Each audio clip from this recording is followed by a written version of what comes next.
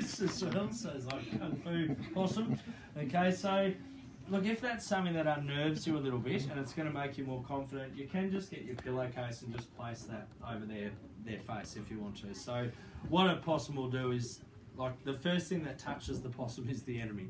Okay, so if you lay a pillowcase on them, they'll be so preoccupied trying to bite that when you pick them up, they'll still be holding it as you walk off with them. So yeah, no, you've got to love it.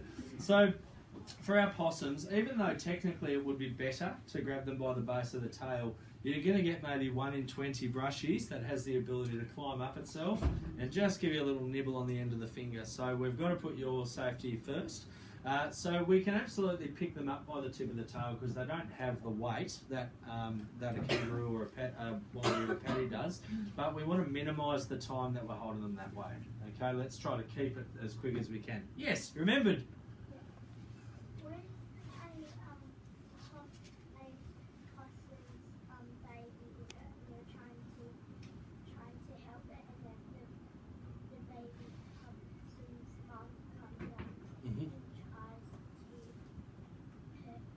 That's a very good question. Well, I'll tell you, the mama possum, even though she appears to be very tough, she's going to be too scared of you. She'll go, no, don't worry about that, baby, I'm out of here. Okay, they won't come and sort of attack you or anything like that if you're helping the baby one out. They might be a bit sad, I think, for a couple of days, but we'd be trying to put the baby back there again. Okay, so hopefully they will meet again if that is the case. Thank you for your question. Alright, so making sure that you've got your gear ready, so like your rescue tub and stuff or whatever you're going to put him into, just make sure you've got that with you so the time that you're holding them is minimised. Okay, now what I will say is you do get some that are a bit more flexible that will start climbing up themselves, and I don't know how many times I've seen a possum get to there and I've thought, oh no, I'm gone here. Okay, make sure you don't react like this. Okay, that's not going to be good.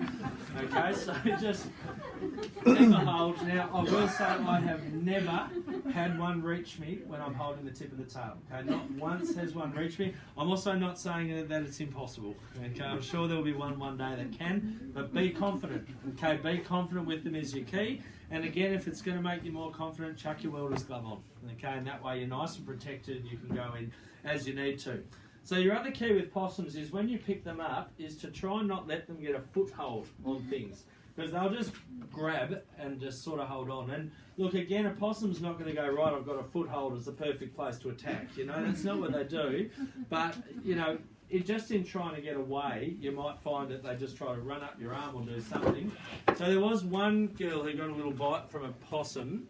We had a perfect record of no one ever getting bitten by a possum, getting them out of these things, getting out of fireboxes. We get a lot of calls for that, which I'll talk about specifically shortly. So she got this thing out, dear Charlo, and the possum just grabbed the end of it. So she was getting her box and held it out so it could grab the end of the fireplace. So she was like, okay, well, I'll keep holding the tail. The thing's jumped up here and gone onto her shoulder. Okay, so she kept holding the tail. Probably should have let go. At that stage would have been more sensible. But, you know, you're in someone's lounge room. And she just went, oh, well, it's not biting me. So she just sort of started walking out like the possum pirate, heading out the door. And she got all the way outside to let this thing go. And as she let it go, it ran down her leg, no problems, stopped at her thigh, at her calf, looked at her and just went, huh, and then kept running. Well, absolutely no idea why. So I thought you were going to get away with it, didn't you?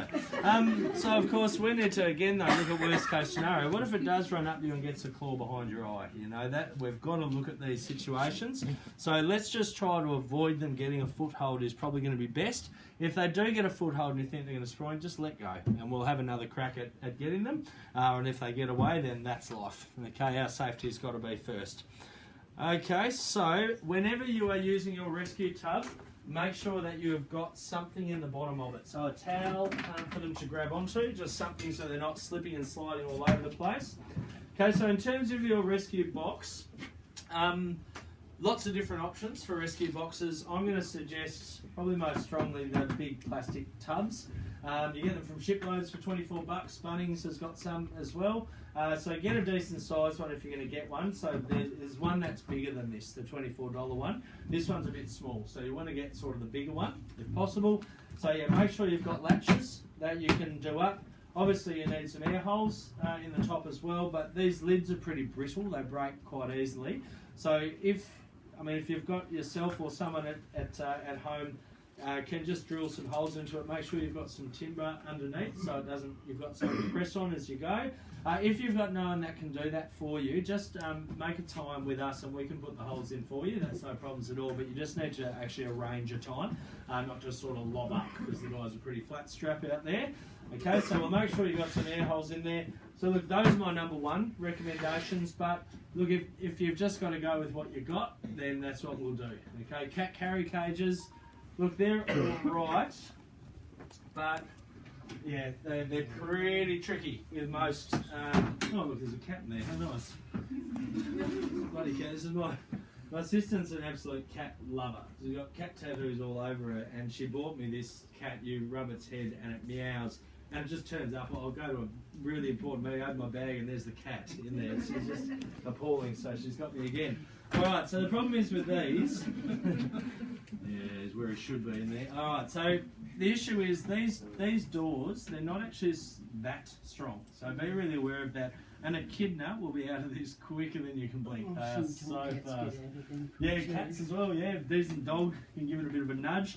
Now, birds and things are going to chew these right off. If you've got a cocky in there, it'll be sticking its head out looking at you in no time. And also, of course, be aware that these often aren't that stable. So you pick up something a bit heavier from there and the whole bum end of it falls out. So, but the other thing is just getting animals in and out of here. The bigger the opening, the easier it's going to be. But if that's all you've got, that's grand. Just remember, though, that there'll be some animals that won't be suitable to be transported in it. Look, a lot of our animals, a cardboard box will be absolutely fine too. So keep a couple of cardboard boxes at home if you are short of rescue things like bandicoots and stuff like that, absolutely fine in a cardboard box. Ones like the blue one on the table there that you get